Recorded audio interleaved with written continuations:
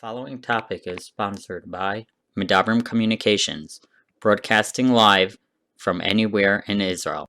Test kinnos on page 51.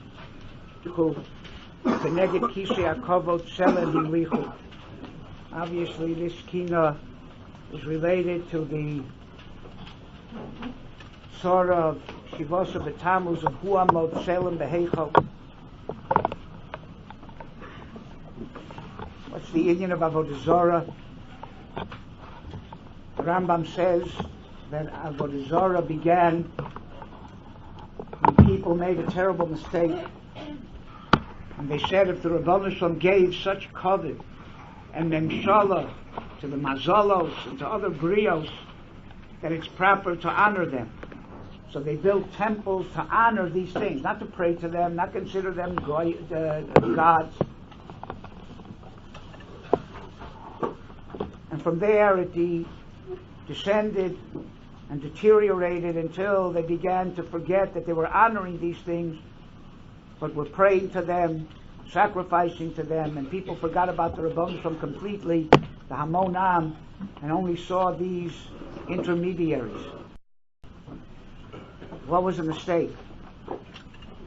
The mistake was that even though Cholkin kavod le Talmud, you give kavod to a Talmud as kavod to the Rebbe, that's only when the Rebbe's not there. But ain't Cholkin kavod le Talmud b'makom HaRav. Because the whole reason you give kavod to the Talmud is because the Rav is not there, so this is the way to honor the Rav, by giving kavod to his Talmud. But if the Rav is there, the king is there, you don't give kavod to his emissaries. So what was their mistake? Their mistake was that the king is not there. Rom al kol goyim Hashem al hashamayim kvodo. They didn't believe that God has anything to do with this world. He's too great. And therefore they said, well, since the Rav isn't here, we should honor the emissaries that he gave kavod to. But that's not true. Ki mi kashem Elokeinu hamagbil l'shavis. Yeah, the Rebbeinu Shalom is way up there. But hamashpili liros b'shamayim u'va'aretz. He's involved in every single thing here. He's always there. Could be that's what it means in the Aseret HaDibros. Lo yi elecho Elohim acherim al ponai. Rashi says, kol zman shani kayim. What's that? Superfluous. But it means the Rebbeinu Shalom said, if I wouldn't be around, then there'd be a place to be mechabed the Talmidim, to give kavod to Avodah Zarah. But al ponai, I'm always around. And therefore there's no inyan to give kavod to anything else. Even the kavod, forget about using them as intermediary. You would think that this came from a tremendous feeling of anivus. We're so small. We don't deserve the Rebbeinu Shalom to have anything to do with us personally, directly. So they believe that the Rebbeinu Shalom deals with them through intermediaries. But the truth is, it came from tremendous gaiva. Because they said like this, if we would be God, we wouldn't have anything to do with these lowly people. So why in the world would God have anything to do with lowly people? And that's why Chazal say, Kol ha-mizgoya ki'ilu oved avodah zarah. Because if you have gaiva, you're going to attribute that gaiva to the Rebbeinu Shalom too. And that is the foundation of avodah zarah. And that's why Rabbi Yochanan said, Kol mokum shata motzei gvuraso shel HaKadosh Baruch Hu sham atah motzim am v'sanuso. Whenever we speak about how great the Rebbeinu Shalom is, Hakel, Hagodol, Hagibur, Vanora, at the same moment, we say how humble he is to deal with every lowly person. Because if you don't understand that, then you think the Rebbeinu Shalom is too great to deal with anything in this world, then that leads you to Avodah Zarah. Basically, Avodah Zarah is anything you add to Torah or to the Rebbeinu Shalom, where it's not the Rebbeinu Shalom totally, or Torah, which is Ratzon Hashem totally. That's why Rabbi Chanan says all the isms, where a person puts his trust in communism, in socialism, in democracy, anything that becomes the Rebbeinu Shalom plus, the Torah plus. Torah is not enough. You need nationalism together with the Torah. Unless the nationalism or the socialism or whatever it is comes from Torah, It's part of the Torah. If it is, it is. But if you need something extra in addition to Torah, that's Avodah Zarah. And that's why the Loshen Yeshiva was closed, because the Russian government wanted them to teach Limudei Chol. It's not the same thing as Limudei Chol in a high school in America. We'll avoid speaking about here, in America. High school in America has Limudei Chol. Why don't they close it down because of a Loshen? Because they're not teaching something in addition to Torah, but that's the Torah. In order for the Torah to exist, the government demands that they teach secular subjects. They're not teaching the secular subject as something as an addition to Torah. It's part of the curriculum because that's the way they can be Marbitz Torah in America. It's not something separate. Mashenkin, what they wanted in Volozhin, the Russian government said, it's not enough to learn Torah. You have to learn the language of the country, and you have to learn the Limudei Chol, and that is in addition to Torah, because Torah is not enough. That can't be. And that's why Rav Shach was against having an institution that was called the yeshiva and included secular studies. Not a yeshiva. Secular studies are there for a purpose, fine. But don't call it a yeshiva. Yeshiva means that there's not enough to learn Torah in the yeshiva. You have to have secular studies also. And that is part of the yeshiva. That's wrong. Another Avodah Zarah in this concept of being something in addition to Torah, or something that you put your trust in instead of the Rabbanu Shalom, science can become an Avodah Zarah. Money can become an Avodah Zarah. Humanism can become an Avodah Zarah. And it's worse to have a mishmash of Kodesh and Chol than to have Chol completely.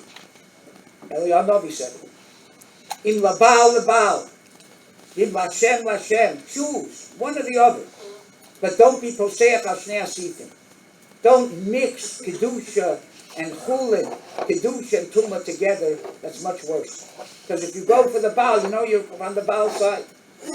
And there's always chance that maybe you'll come to a realization that that's not the proper way. But if you think you have Torah plus something else, you'll never do truth.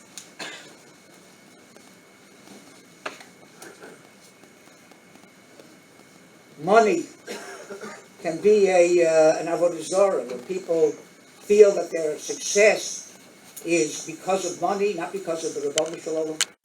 Where they judge people by how much money they have, that makes them important. He tells the Rosh Yeshiva, Yosef Yehuda Leib Bloch, whenever a child was born in the family, boy or a girl, so usually then children were born at home. And after they cleaned up the Uber and he was able to, people were able to come into the room where the Yoledis was, he would lift the infant from the bassinet and cradle him in his arms. And then in front of his other children, he would address the newborn baby by saying, Yingala, Yingala, or Meidala, Meidala.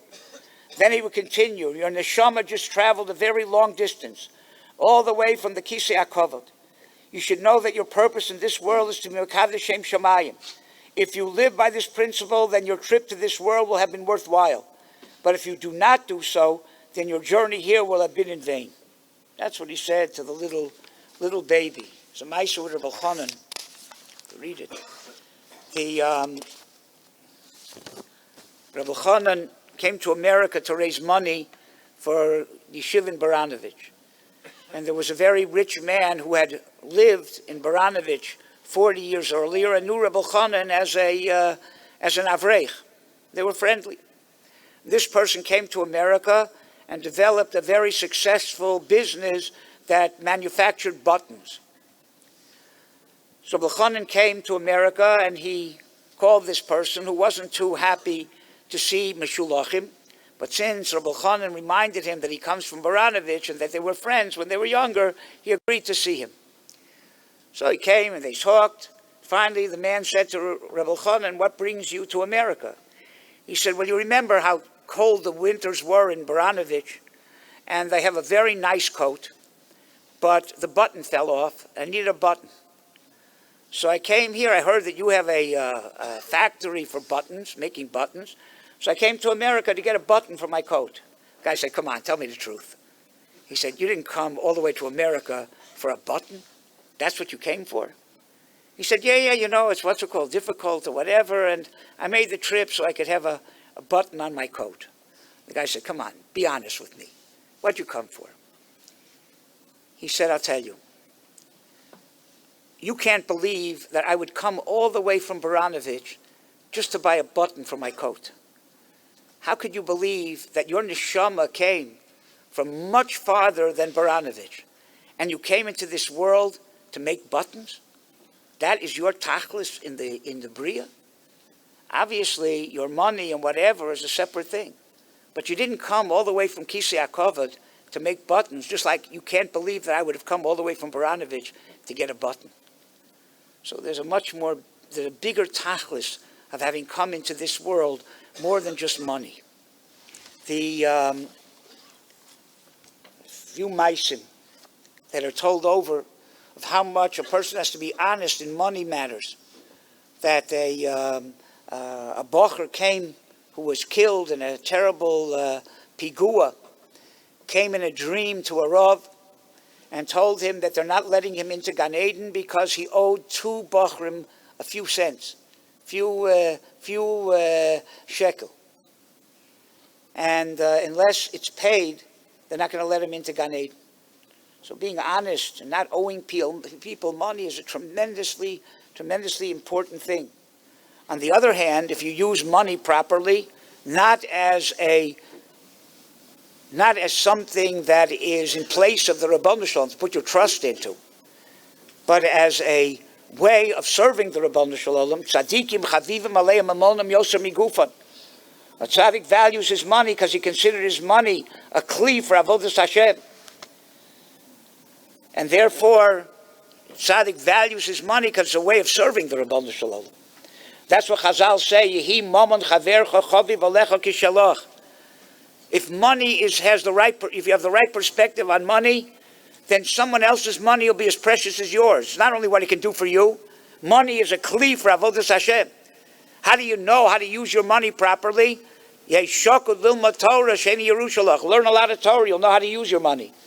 And then if you know how to use your money, and you understand the importance of money and material things, then kol ma'asecha yu l'shem shamayim. Automatically, everything you do will be l'shem shamayim, because every gashmiistic thing you do, you'll know how to do it as a kli la'avodas Hashem, and everything will become l'shem shamayim.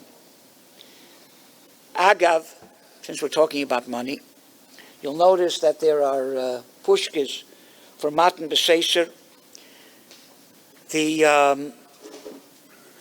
There is a tremendous gemach, tzedakah, here in Matityahu for people who pashut need. And they take care of these needs very, very nicely. Here it's aniyei ircha.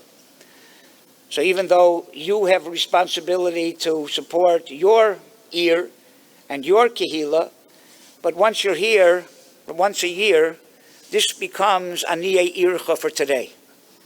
So those who want to be makir tova, that you have an air-conditioned place to be able to sit, and if you choose to be awake, you could sleep too, but if you choose to be awake, right, you also may have to hear some divrei Torah.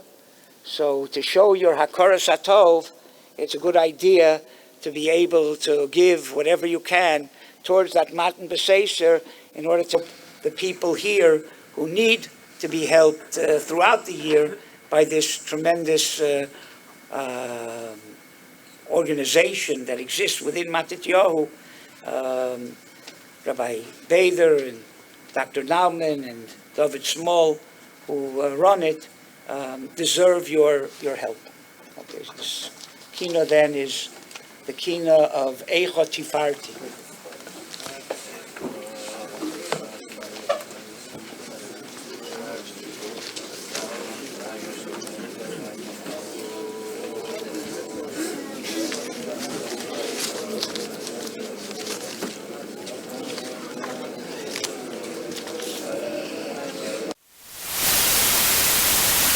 Leff.